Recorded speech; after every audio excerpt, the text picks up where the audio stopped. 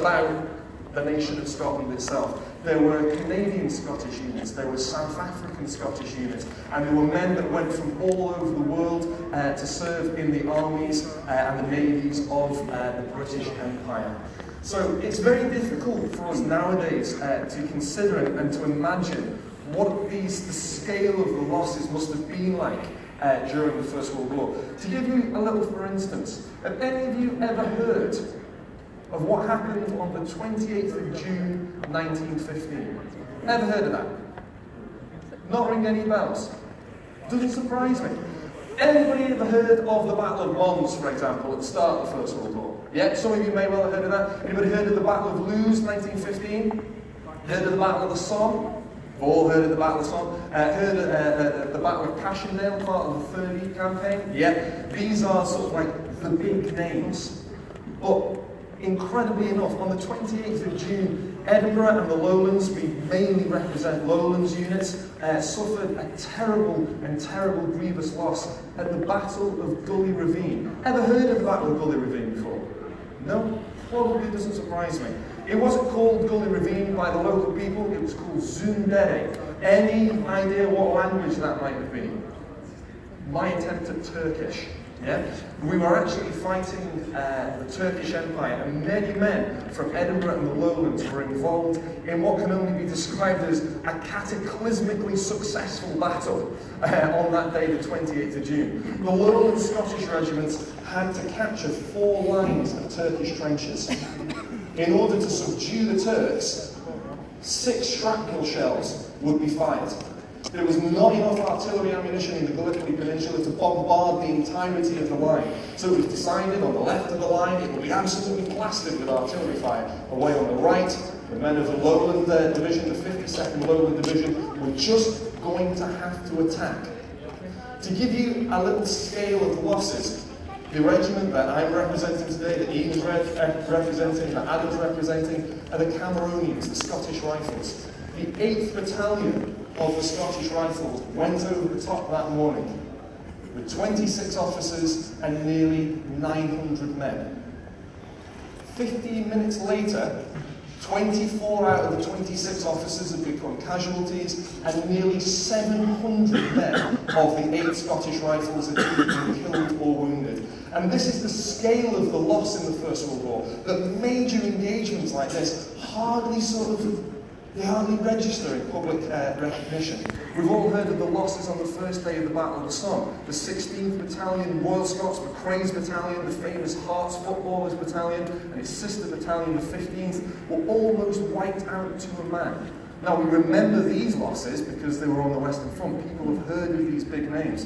But our job as a group here is to remember all men and women, regardless of where they served. Who's ever heard of the East Africa Campaign? The West Africa Campaign, Salonika, Palestine, Mesopotamia.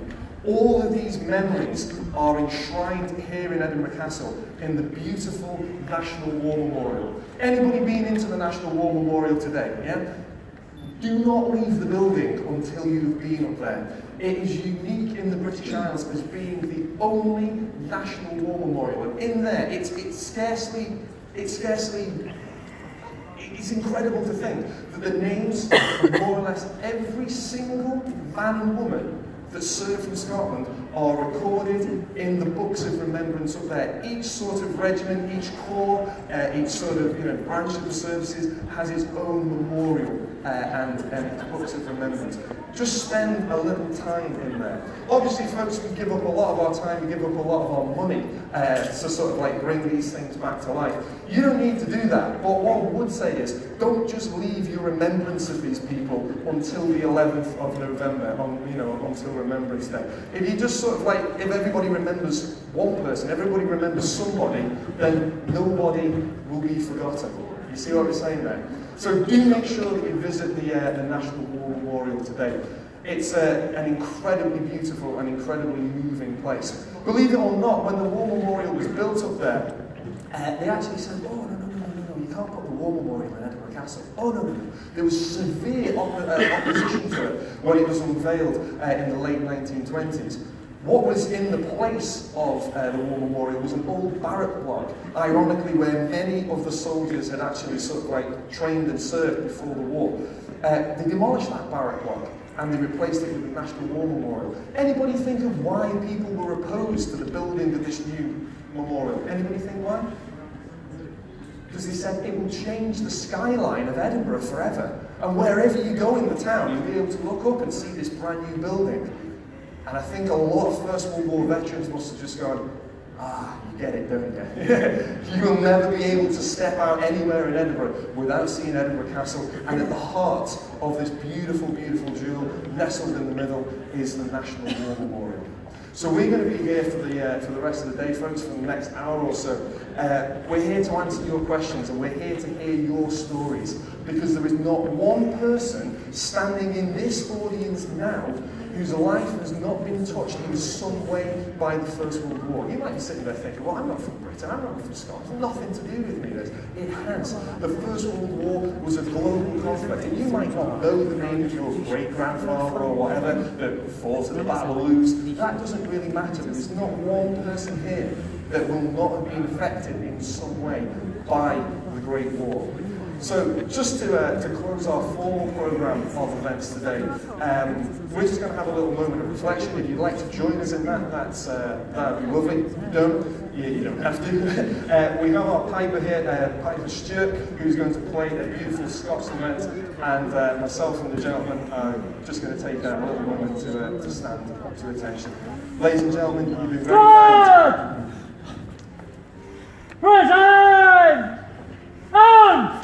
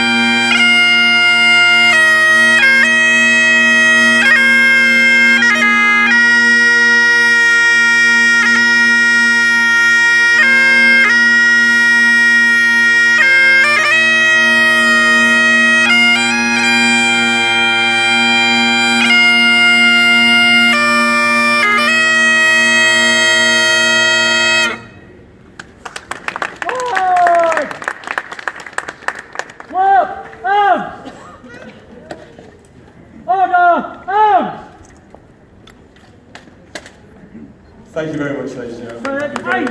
Thank you.